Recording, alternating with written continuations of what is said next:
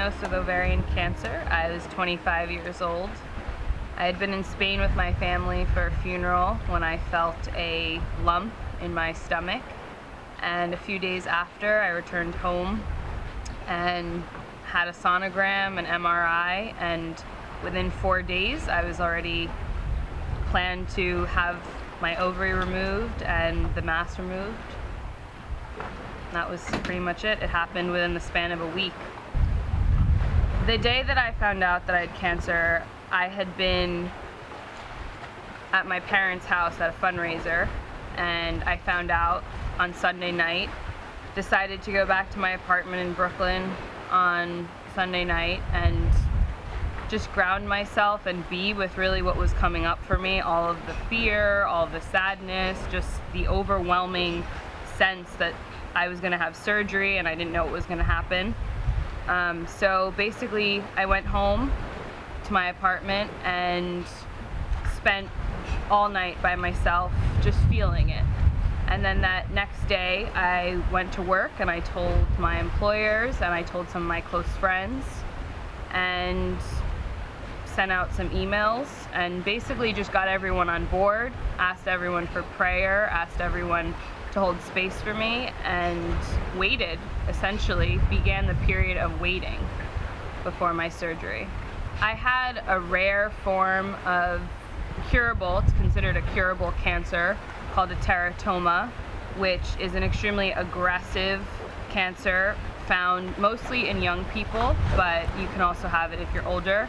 And because of how fast my tumor grew, that's why my treatment and the procedure to have my ovary removed and the tumor removed was so rapid. Because in order to treat the cancer, we had to treat it as aggressively as it was growing inside of me. Because basically my tumor grew within the span of 2 months.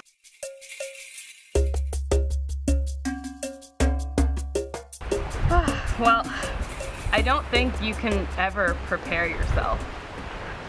I think the best you can do is ground yourself. I don't really think of it as preparation, because I had no idea what was going to happen to me. I had no idea how I was going to feel. I had no idea what my body was going to experience. I could only prepare myself emotionally and spiritually, which the way that I started doing that was I reached out for support. I asked all the people in my life to start sending support energetically through prayer, through emails, through Facebook. I just really asked for people to hold that space for me, knowing that I was going to be going through something extremely traumatic. And personally, I started doing a lot of purification. I started clearing out anything in my life that I knew would bring more harm to me than good. So I started cleansing, you know, any grief that I had from previous losses. I started just clearing out space in my heart, really, so that I could hold what was going to come. And one of the ways that I did that was through ritual. Ritual was a really big part of my leading up to my chemotherapy and my surgery. Basically what I wanted to do was two-part. I wanted to do 2 rituals in one day that would represent both cleansing whatever was left of my body before chemo, before cancer, and leaving myself open for what was going to come. So what I did was had a purification ritual which consisted of fire and bathing and cleansing, so that I could feel, I mean, basically the same purpose as a baptism, to feel anew. And then the second part, which I think is the more important part to share, was I created a ceremony of union between my body and my spirit. For most of my life, I can admit painfully but humbly that I've been at war with my body for most of my life. I just wanted to stop the war, basically. I wanted to stop the war that had been going on inside of me since I could remember.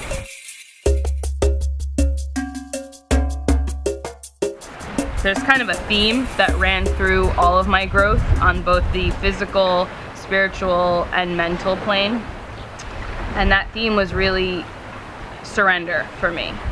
It was about letting go. So physically, it was actually about letting go of my separation with my body, as I expressed in my ceremony of union with my body. I really had a lot of separation with my body, so I needed to let go. I needed to let go of what my body would look like. You know, they were going to cut me open, stream poison through my veins. It would completely alter my body forever.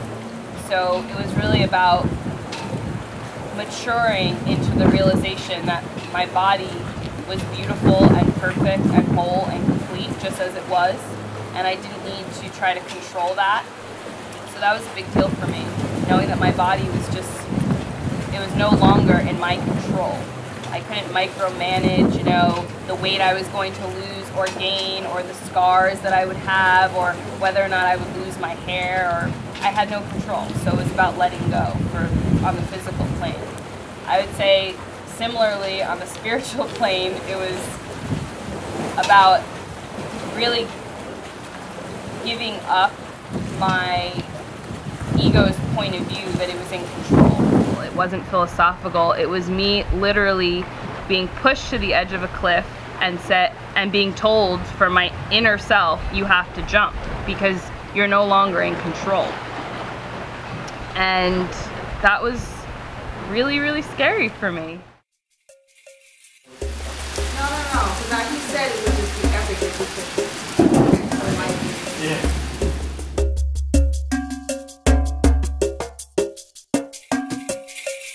I don't actually know where my wisdom and grace exactly came from. I think part of it was that I had been working for months, almost preparing myself, even though I didn't know it, for what was going to happen. I had been really deepening my spiritual practice. I had been doing a lot of inner work to clear out what would have impeded that grace to flow throughout my surgery. So I didn't have a lot of baggage inside. I had already kind of cleared it out, left it. So I think really when the time came, I was right, so to speak, for that to flow through me. But I personally don't think that I did any of it. It was more just, well, in terms of my caregivers and my medical team and my friends and family, I think that when I tapped into the knowingness that my cancer and my surgery and my entire ordeal wasn't just about me, that's when I received even more grace. Because at first it seemed like something that was happening to me in isolation. And then I realized that my experience was impacting everyone around me. I mean, people I didn't even know were being impacted by it. Friends would tell me, oh, you know, I told so-and-so about your experience and they were inspired. Or, you know, someone in another country read a Facebook posting that you put. So when I tapped into the interdependence of my experience and I realized that I wasn't alone in it, it wasn't just about me, then I was able to really include everyone. And I think that's where the grace and the wisdom came from. But to answer where the wisdom exactly came from, I still don't know. It's a mystery to me. And I think that a person of faith, no matter what faith you are, no matter what you practice, there are moments that you don't understand. And that's being in the question. The darkest part of my journey was during the last round of chemo. I was really, really physically sick. And there was a point where I lost sight of what it was all about. Like I really had a breakdown, physically, emotionally, mentally, where I just didn't want to do it anymore. I was exhausted of being positive, of being faithful, of being inspiring. I just wanted to throw my hands up and say, not me. Like, why me? I would say that was probably the only time throughout my journey that I went to a place of victimization. The reason why it was so dark was because during that time, I didn't want to let any light in. I just wanted to be in that little dark corner of aloneness. And I didn't feel connected to anyone. It was just that feeling that not only is this never going to end, but there's no point. And the brightest part of my journey is like the flip side of that. Realizing just how held I was and how not alone I was throughout the entire experience. Because the people that showed up for me, even strangers, it was incredible to really become aware of how connected I was and how we all influence each other. And you're never alone, ever.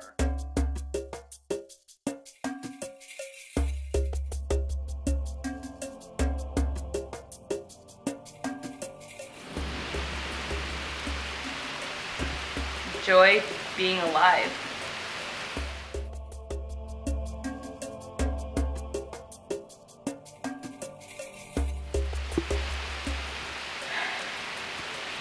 Breathing.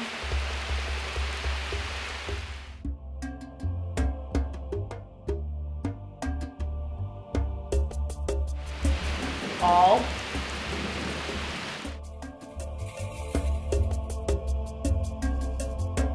I don't know where I go from here, but wherever I go, it's in faith.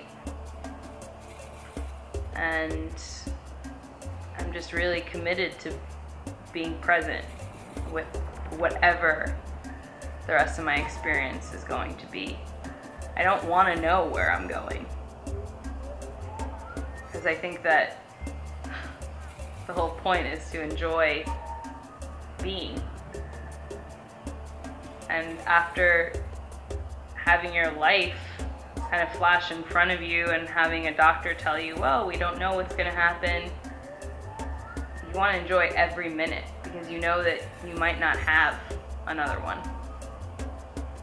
So, yeah, I don't really know where I'm going, but I'm happy about that.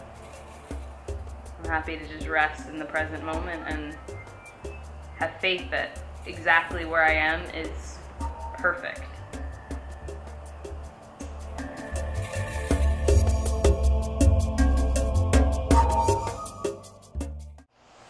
My name is Nathalie Rodriguez, and I'm grateful to be present.